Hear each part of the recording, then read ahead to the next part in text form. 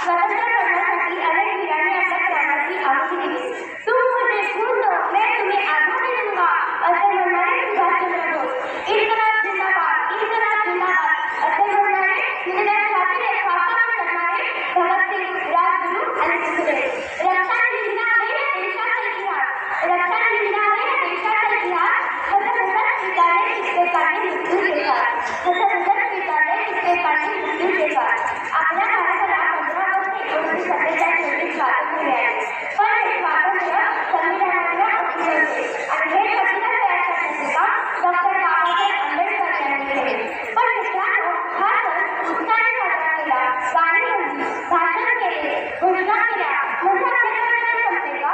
आपले तरी रात्रदिवस डोळ्यात तेल घालून सीमेवर पहारा करत आहे.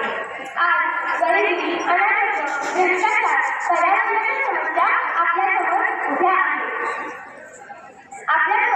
उभ्या आहेत. इस दिन के लिए वीरों ने अपना खून बहाया है, इस दिन के लिए वीरों ने अपना खून बहाया है. जो हमारे देशवासियों, गणतंत्र दिवस आया है, गणतंत्र दिवस आया है. स्वातंत्र्य या शब्दाचा अर्थ फक्त तीच व्यक्ती सांगू शकते की जिने हे पारतंत्र्य पाहिले असतील, गुलामगिरी पाहिल्या असतील.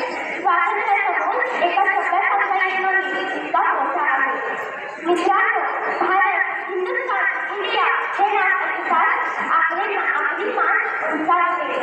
जेव्हा